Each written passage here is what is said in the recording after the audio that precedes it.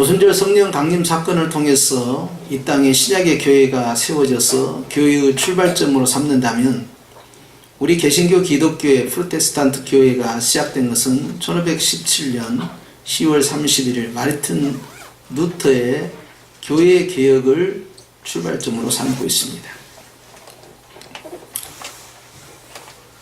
16세기 독일의 마틴 루터가 로마 캐톨릭의 사제로서 그는 사명감을 품고 로마 바티칸을 향하게 됩니다.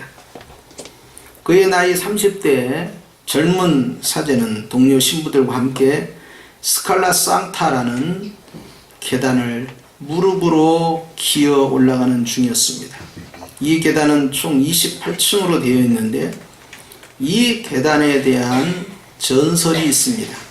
그 전설은 예수님이 빌라도에게 고난을 당하시면서 올라가신 계단이 있는데 바로 이 계단이다. 주님이 부활하신 후에는 천사들이 이 계단을 예루살렘에서 로마로 옮겼다. 누구든지 이 계단을 무릎으로 한번 올라 내려가면 15년간 지은 죄가 용서를 받는다라는 터무니없는 미신이 그 당시에 로마 바티칸에 지배되어 있었습니다. 루터가 스칼라 상타 이 계단을 절반쯤 올라갔을 때 그는 평소에 은혜를 받았던 로마서 1장 17절의 말씀이 갑자기 생각이 났습니다. 캄캄한 흑암 중에 한 줄기 빛처럼 그의 마음을 밝힐 때 그는 바울이 증거한 복음처럼 오직 의인은 믿음으로 산다라는 말씀을 깨닫게 되었습니다. 루터는 즉시 헛된 고행을 통한 거짓된 복음을 중지하고 그 계단에서 뛰어내려왔습니다. 로마 가톨릭이 타락한 가장 큰 이유는 무엇이었을까?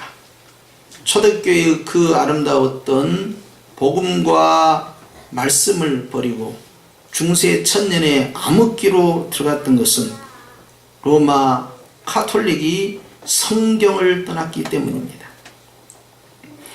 성경으로 돌아가지 않는 그들은 전통과 교황의 가르침에 의해서 미혹을 당하고 거짓된 교리와 천사 숭배, 죽은 성인에 대한 숭배, 마리아 숭배, 또한 교황 숭배로 들어갔습니다. 구원관이 틀려서 연옥의 교리를 가르치는가 하면 교황으로 하여금 세상의 권력을 장악하도록 하고 십자가를 숭배하는 일이 발생했습니다. 오늘날 대한수요 장로의 합동총회는 강대상 뒤에 십자가를 세우지 못하도록 하고 있습니다.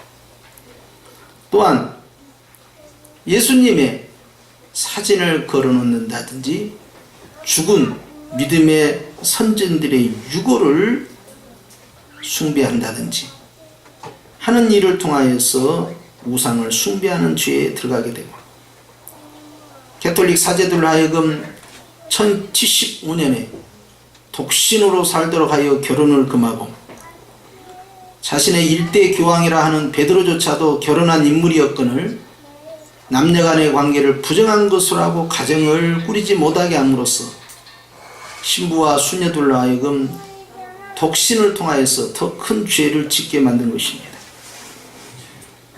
또한 마리아의 이름으로 종교 재판을 하여 마녀 사냥을 하고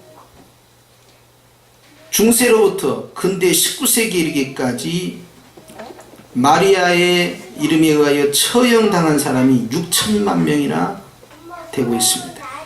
그들은 성찬식을 화채설로 변주하고 성경을 변주해서 외경을 삽입하고 정경이라 주장하고 교황은 황제를 넘어서는 정치를 장악하게 됩니다.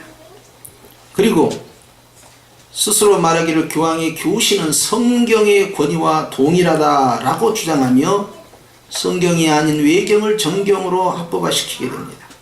교회의 전통과 성경의 권위는 동일하다 함으로써 교회의 가르침이 곧 성경의 권위, 즉 신적 권위를 가진다라고 가르치게 되고 이신 증인을 부인하고 마리아는 죄가 없이 태어났고 죄가 없이 살다가 또한 그는 승천했다 라고 가르치며, 심지어는 예수님의 직계 형제 자매들이 있음에도 불구하고 야고보서의 저자가 예수님의 동생입니다. 그런데 마리아는 처녀로 살다가 승천해서 가고 마리아를 향하여서 하나님의 어머니라 호칭을 하며 또한 그의 상을 만들어서 지금까지도 십자성어를 긋고 기도하고 마리아에게 중보를 요청하는 가면 염주를 돌려가면서 기도문을 암송하고 있습니다. 또한 교황은 죄가 없이 무하기 때문에 그의 가르침이 무하다 가르치고 모든 종교에는 다 구원이 있다라는 보편적 구원론을 주장하고 세계교회협의회 WCC와 손을 잡고 종교 간의 대화는 필요하고 가능하다, 또한 타 종교에도 구원이 있다 라고 주장을 했습니다. 사도행전 4장 12절에 있는 말씀과 같이 천하인간의 구원 얻을 만한 다른 이름을 우리에게 주신 법 없다라는 성경의 말씀을 정면으로 부인하고 혼합주의로 들어가게 된 것입니다. 불신자도 구원받을 수 있다고 주장하는 지경에까지 이르고, 더 나아가서 기독교, 개신교는 교회가 아니다, 그 이유는 교황을 부인하고 적그리스도라고 하기 때문이다 라고 주장을 한 것이 2005년 베네딕토 16세의 주장입니다. 또한 2013년 현재 프란체스코 1세는 하나님을 믿지 않아도 용서받을 수 있다라고 주장하고 있습니다. 이와 같이 다른 성경과 다른 복음을 증거하고 고행주의와 선행을 통하여 구원받을 수 있고 용서받을 수 있으며 사제에게 고해성사를 해야만 주님이 용서하시는 것처럼 가르치고, 베드로전서 2장 8절에 10절에 나와 있는 만인 제사장서를 정면으로 부인하게 됩니다. 십계명의 제2계명을 변조하여서 우상을 숭배하지 말라는 계명을 삭제하고 10번째 계명을 둘로 나눠서 10계명으로 만들어 성도들에게 배포하고 가르치고 있습니다. 혼합주의와 이단의 사상에 의해서 마리아 우상 숭배와 영적, 도덕적, 윤리적 타락으로 인해서 로마 가톨릭이 철저히 비진리로 나가고 십자군 전쟁 1190년부터 베드로 성당 건축에 이르기까지 재정을 확충하게 한 목적으로 면죄부를 판매하고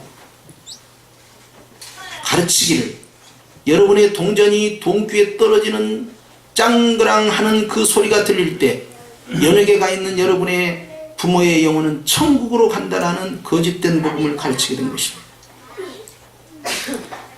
이에 맞서서 독일의 신부인 마르틴 루터는 95개의 조항을 독일 비텐베르그 대학 성당 정문에 못 박으면서 항의를 하며 종교개혁의 출발점으로 삼습니다. 95개 조항 제1조는 다음과 같습니다. 우리 주 예수 그리스도께서는 회개하라고 하셨다. 이 뜻은 믿는 자의 생활 전체가 회개하는 삶의 함을 의미하는 것이다 라고 하면서 첫째의 조건으로 우리는 회개해야 한다는 걸 선포했습니다.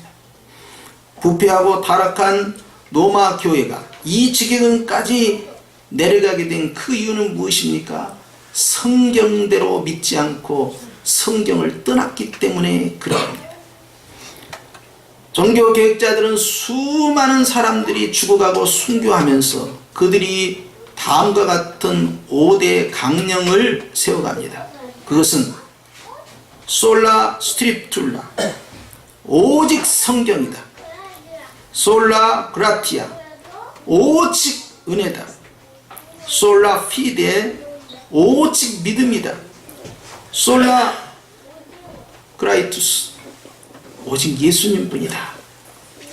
솔라 데오 글라디아, 오직 하나님의 영광뿐이다. 그러나 로마 교회는 하나님의 영광을 도둑질하고 하나님이 앉아야 할 자리에 교황을 앉히고 교회가 성도들의 눈을 가려서 성경을 읽지 못하게 하고 해석도 하지 못하게 하고 심지어는 성찬 때 포도주를 없애버리고 떡만 나눠주면서 사제가 직접 대신하여 포도주를 마시는 엉터리 성례를 지금까지도 하고 있습니다. 마르틴 루터가 1517년에 종교개혁을 했지만 사실상 그것은 교회 개혁이었습니다. 그 교회 개혁은 큰 파장을 일으켰어. 성도들의 삶을 변화시키고 정치, 사회, 경제, 문화 전반으로 파급이 되고 국가 권력이 바뀌는가 하면 황제 위에 있었던 로마 교황과의 관계를 절교하고 정교 분리 원칙을 선언을 하면서 세속 권력과 교회 권력의 구분을 지었습니다. 사람들의 삶이 바뀌기 시작했습니다. 복음을 받아들이고 성경을 이해하게 된 성도들은 인격적인 주님을 만나게 되고 그들의 삶의 구원의 확신과 구원의 기쁨이 생기게 되었습니다. 그들은 성경을 통하여서 창세기부터 계시록까지 예수 그리스도를 발견하게 되었습니다. 마르틴 루터는 황제보다 더 막강한 권력자 교황을 향하여서 거침없이 로마서 1장 17절을 근거로 오직 믿음으로만 사는 것이지 믿음에 다른 것이 없다라고 선포한 것은 바로 사도 바울이 로마 교회에 선포한 말씀을 인용한 것입니다. 사도 바울은 로마서 1장 17절 구약의 하박국서 2장 4절의 말씀을 인용하여 가르칩니다. 로마 교회는 당시 세계를 지배하고 있었던 수도 제국의 중심인 로마에 세워진 디아스포라 교회입니다. 사도들이 세운 것이 아니요 사도행전 2장에 오순절 사건을 경험한 로마에서 온 유태인들이 다시 자신들이 살고 있는 거주지로 돌아가면서 그곳에 세워진 교회요, 그곳 안에는 유대인과 헬라인이 함께 섞여져 있는 다문화 교회였습니다. 바울은 바로 이 교회를 향하여서 이미 예수님을 믿고 있고 이미 거듭난 그 교회를 향하여서 복음이 무엇이냐라고 설명하고 있습니다. 믿는 자에게 복음을 선포하고 있고, 루터는 이 가르침에 따라서 하나님을 믿는다라는 당시의 중세 교회를 향하여서 복음이 무엇이냐라고 선포했던 것입니다. 복음이 무엇이냐를 깨닫는 순간에 사람은 변화가 일어나고, 복음이 무엇인지 깨닫고 적용하는 순간에 교회는 개혁되기 시작했던 것입니다.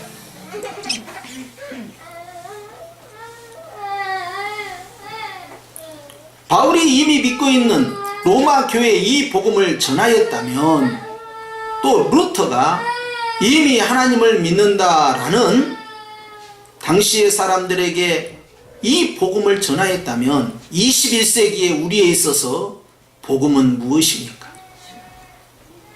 우리는 생각합니다. 야, 큰일 났다. 70년대 80년대 야, 그때는 정말 뜨거웠어. 근데 한국교회 엉망이야. 야, 1907년 평양 대부흥부터 시작해서 우리의 믿음의 부모들은 이런 신앙생활 안 했는데 요즘 것들은 너무 틀렸어 라고 생각할 수 있습니다. 한국교회는 이런 것이 문제다, 저런 것이 문제다, 이 걱정 저 걱정을 할 수 있습니다. 그러나 하늘보좌에 계신 성삼위 하나님께서 피눈물 나게 여기는 것은 그 무엇보다도 한국교회가 복음을 잃어버렸다는 사실입니다. 복음으로 들어가고 복음 안에 있게 되면, 즉 성경대로 믿고 성경대로 살아가면 그것이 개혁된 교회, 변화된 교회, 성숙한 교회가 되는 것입니다. 구원의 확신과 구원의 기쁨이 있기 때문에 이단에 의해서 흔들리지 않습니다. 예수가 아닌 다른 복음을 받아들이지 않습니다. 은혜가 아닌 다른 복음을 받아들이지 않습니다. 믿음이 아닌 다른 복음을 받아들이지 않습니다. 성경이 아닌 다른 복음을 받아들이지 않습니다. 하나님의 영광을 위해서만 집중하는 것입니다. 그런데 한국교회의 가장 걱정스러운 것은 바울이 믿었던 그 복음을, 루터가 선포했던 그 복음의 정신을 잃어가고 있다는 사실입니다. 교회의 영광이 아니라 하나님의 영광입니다. 그렇기 때문에 지나치게 교회를 사랑하고 지나치게 개교회주의로 들어가는 것은 교회가 타락해가는 증거입니다. 예수 그리스도보다 유명한 그 교회를 섬기고 있는 담임 목사를 띄우고 올리고 자랑하고 하는 것은 교황을 자랑하는 것과 동일해서 루터와 종교개혁자들은 또한 웨스트민스터 신앙고백서에조차도 교황은 적그리스도요 사단의 자식이라고 했어요. 교회가 타락하게 되면 사람을 높이는 것입니다. 여러분, 예수님 외에는 높아져서는 아니 되는 것입니다. 교회의 주인은 저도 아니고 여러분도 아니고 예수님이라는 사실을 자각을 할 때 교회가 바로 서는 것입니다. 그렇기 때문에 우리가 복음이 무엇이냐에 대해서 안다는 것은 성경이 무엇을 가르치고 있고 복음의 본질이 무엇인가를 깨닫는다는 것은 내가 앞으로 어떻게 살 것이냐를 결정짓게 되고 그 복음이 나를 변화를 시키는 것입니다. 오늘 본문에 복음에 대해서 바울이 증거하면서 복음이 무엇이냐에 대해서 선포하고 있습니다. 바울은 로마서 1장 15절 말씀에 로마에 있는 너희에게 복음 전하기를 원한다 라고 했어요. 로마에 있는 너희에게 가서 선교비 후원받고 땅끝이라고 하는 스페인까지 가기를 원한다. 그것은 나중에 나오고 바울이 정말 원했던 것은 복음을 전하기를 원한다 하는 것이었습니다. 다른 이유가 없었던 것입니다. 1장 16절 말씀에 이 복음은 모든 믿는 자에게 구원을 주신 하나님의 능력이다 라고 선포합니다. 로마서 15장 6절 말씀에 그리스도 예수의 일꾼이 되어 하나님의 복음의 제사장이 되었다라고 고백하게 됩니다. 고린도전서 4장 15절 말씀에 내가 복음으로서 너희를 낳았다 라고 선포하고 있습니다. 고린도전서 9장 16절 말씀에 내가 만일 복음을 전파하지 아니하면 나에게 화가 임할 것이다 라고 고백합니다. 복음에 목숨을 건 겁니다. 인문학을 증거하는 게 아니에요. 윤리 도덕 설교하는 게 아닙니다. 철학을 이야기하고 경제를 이야기하고 정치를 이야기하고 핫 이슈가 되는 시사 문제를 다루는 시간이 아니에요.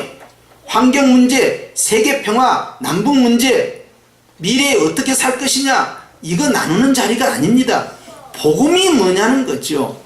복음에 대해서 선포하라는 거예요. 딴소리 하지 말라는 거예요. 엉뚱한 예와 집어넣지 말라는 거예요.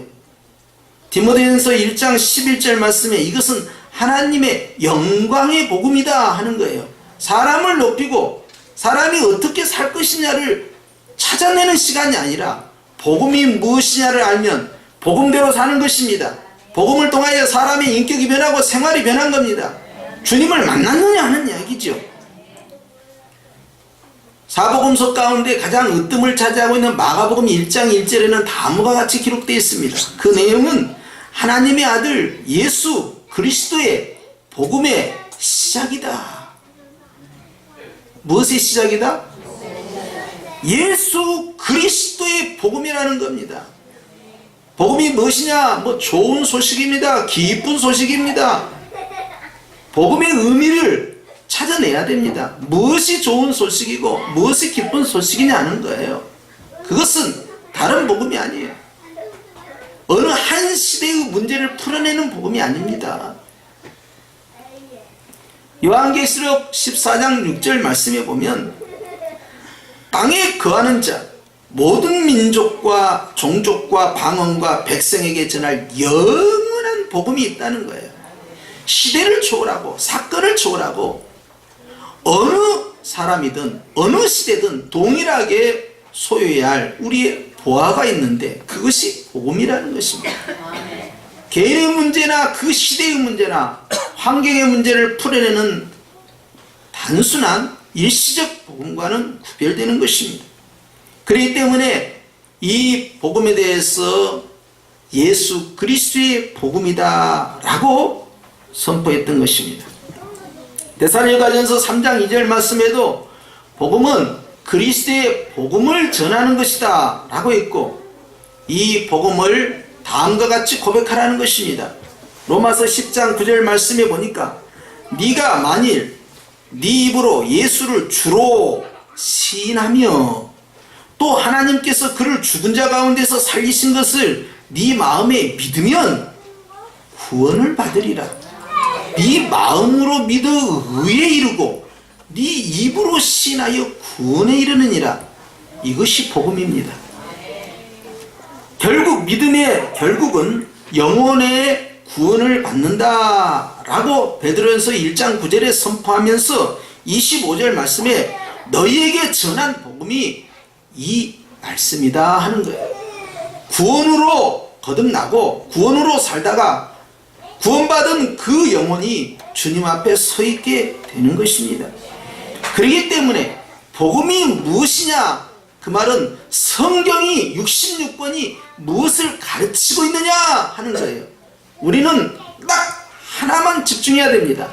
66권의 성경 말씀은 딱 한 가지 주제로 들어가는데 바로 구원에 관한 이야기예요. 그래서 구원 계시, 이것이 구원의 말씀이에요. 그러면 어떻게 구원받을 것이냐 하면 66권은 딱 한 가지만 가르칩니다. 내가 길이요 진리요 생명이니 나로 말미암지 않고는 아버지께로 올 자가 없느니라 했고, 사도행전 4장 12절 말씀처럼 천하 인간의 구원 얻을 만한 다른 이름을 우리에게 주신 바가 없기 때문에 누구의 이름으로 기도합나이다, 누구의 이름으로 기도합나이다, 누구여 대신 기도해 주옵소서 이런 기도하지 않고 우리가 오직 예수님의 이름으로 기도하는 것입니다.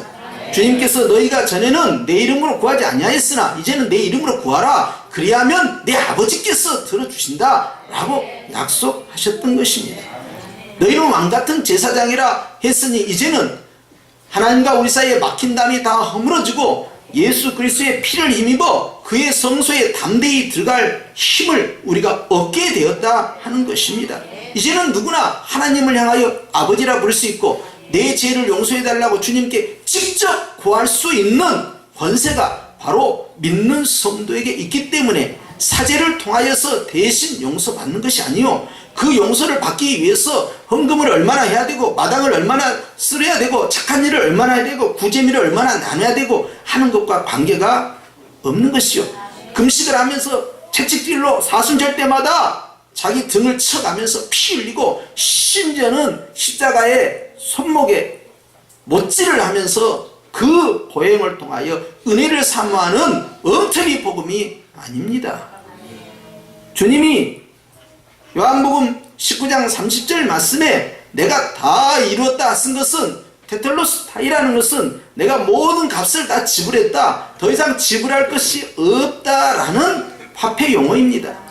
그래서 송양이라고 하는데 주님이 다 계산 지불했으니 채무자와 채권자의 관계가 끊어졌으니 율법이 너를 정죄할 수 없다 하는 것이니 하나님이 너를 의롭다 한즉 누가 너를 정죄할 수 있겠으며 누가 하나님과 우리 사이를 끊어낼 수 있겠느냐?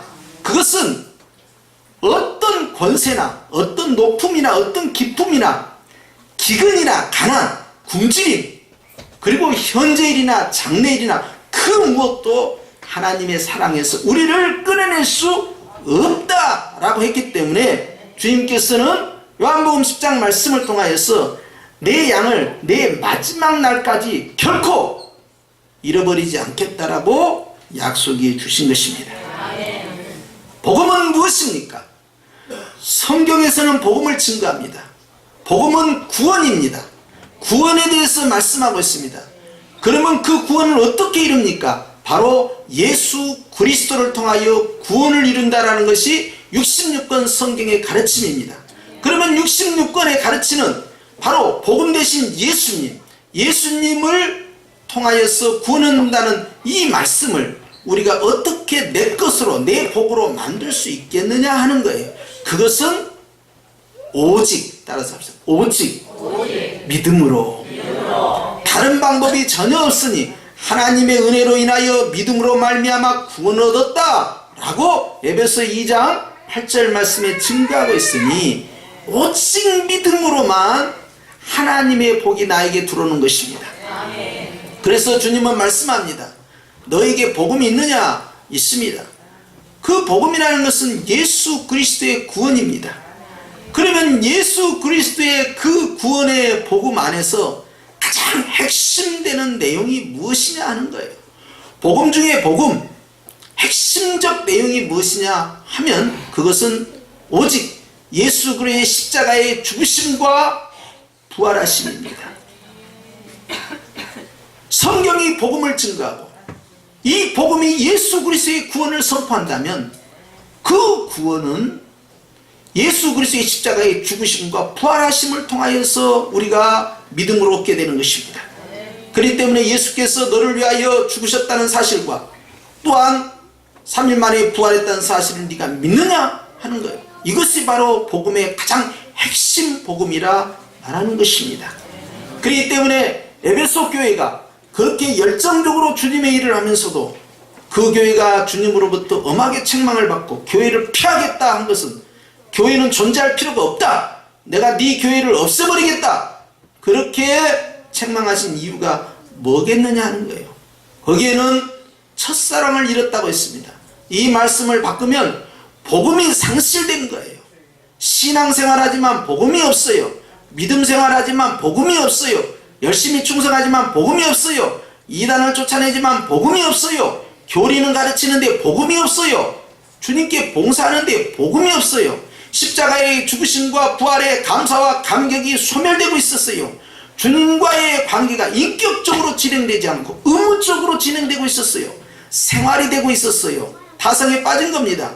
예배를 드리면서 찬양을 드리면서 기도를 하면서 주님의 십자가 앞에서 드려지는 찬미와 주님의 부활 앞에서 드려지는 나의 고백이 아니라 내가 하나님 보좌 앞에서 나아가는 예배가 아니라 하나님께서 나와 함께 하시는 임마누엘의 은총을 잃어버린 교회가 된 겁니다. 첫사랑이 얼마나 중요한지 아무리 칭찬받는 것이 7가지나 있다 할지라도 그 하나가 부족하면 교회를 옮기겠다 하면서 주님이 교회 폐쇄를 선포한 겁니다.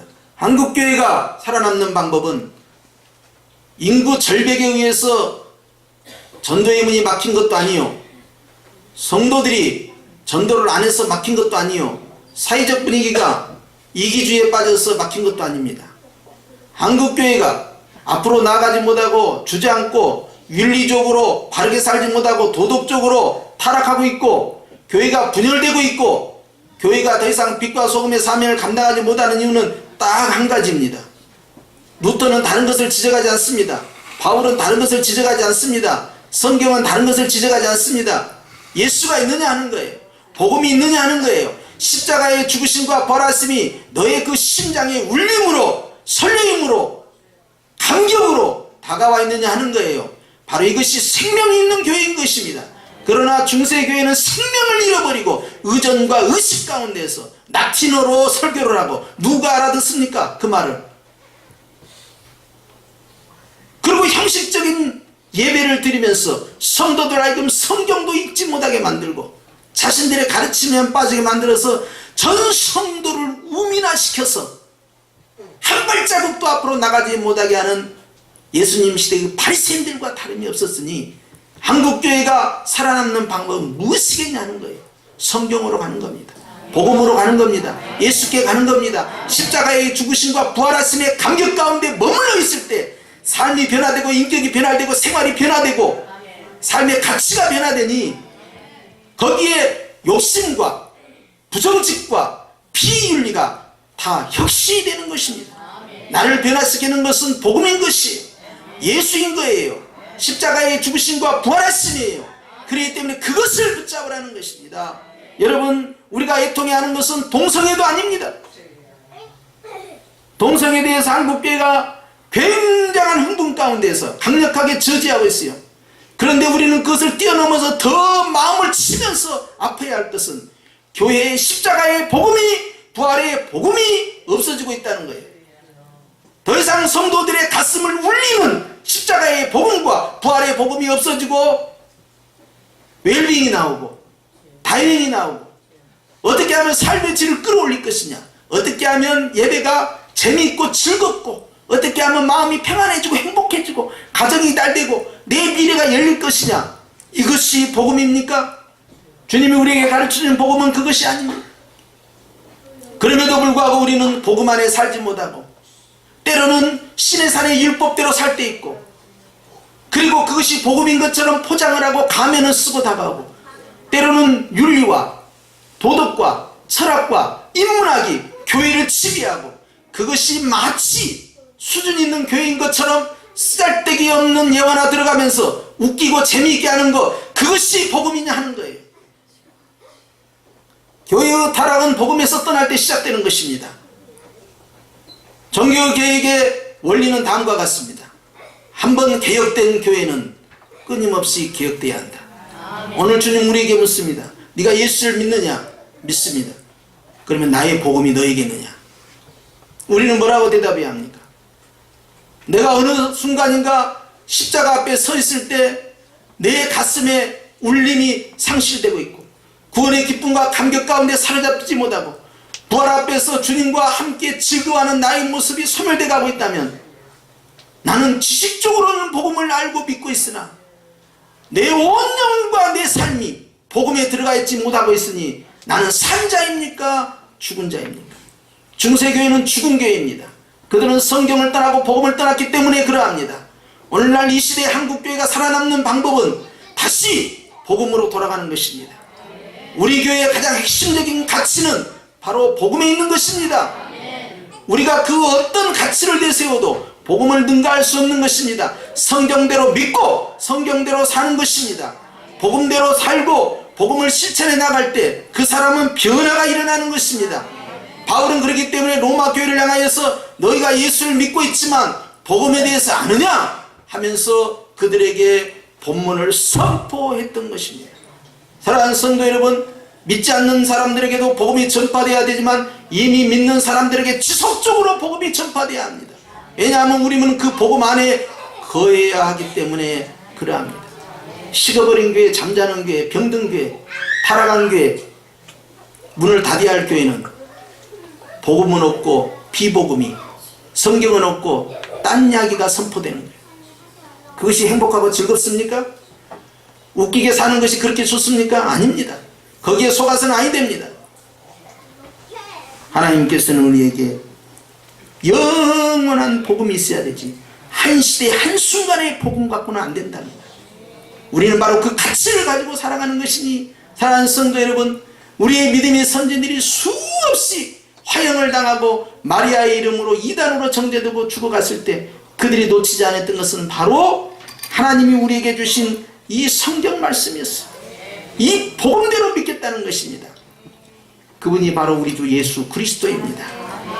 그렇기 때문에 우리는 이 시간에도 이 복음의 말씀 안에서 믿음으로 승리하시고, 복음이 나의 마음과 나의 인격과 나의 삶 가운데 늘 충만히 채워지도록 하나님 앞에 더 전진할 수 있기를 우리 주 예수 그리스도의 이름으로 축복합니다. 하나님 아버지,